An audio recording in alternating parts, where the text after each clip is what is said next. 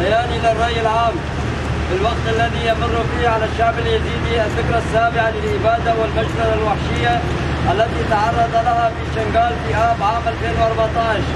والتي قام بها تنظيم داعش الإرهابي بدعم من الدولة التركية وتواطؤ وتآمر الحكومة العراقية وحكومة اقليم كردستان، حيث قام تنظيم داعش بسبي أكثر من 5000 امرأة وفتاة يزيدية ولا يزال مصير الآلاف منهن مجهولا، بالإضافة إلى قتل الآلاف من النساء والأطفال والشيوخ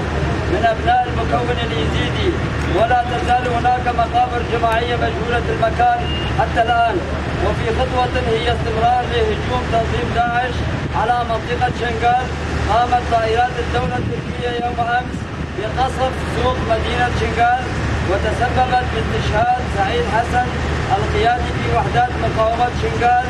يبشة وأحد رفاقه عضو مقاومة شنغال، وهم من المقاتلين الذين قاتلوا تنظيم داعش حتى تم تحرير منطقة شنغال، بالإضافة إلى جرح عدد من المدنيين. إن هذه الهجمات الفاشية التركية بالاتفاق مع الدولة العراقية والحزب الديمقراطي كذاك والهادفة لإبادة الشعب اليزيدي هي ليست المرة الأولى، بل هي استمرار لهجمات الإبادة الجماعية التي تستهدف وجود الشعب اليزيدي وتستهدف الحماية الذاتية والإدارة الذاتية لأهالي شنغال، لكي يبقى الشعب اليزيدي معرضا لإبادات ومجازر أخرى. إننا في مؤسسات الإدارة الذاتية والأهالي في منطقة الحسكة نستنكر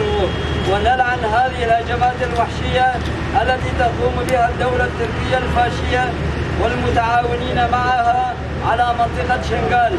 والتي تستهدف وجود وبقاء المكون اليزيدي على أرضه التاريخية. وندعو الرأي العام العالمي بالتحقيق في هذا الهجوم على منطقة شنغال ومحاسبة ومحاكمة الدولة التركية أمام جريمة استهداف المكون اليزيدي.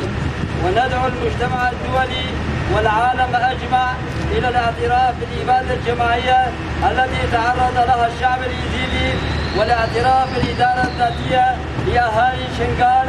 ليتم إيقاف المجازر والإبادة على الشعب اليزيدي وعلى منطقة شنغال.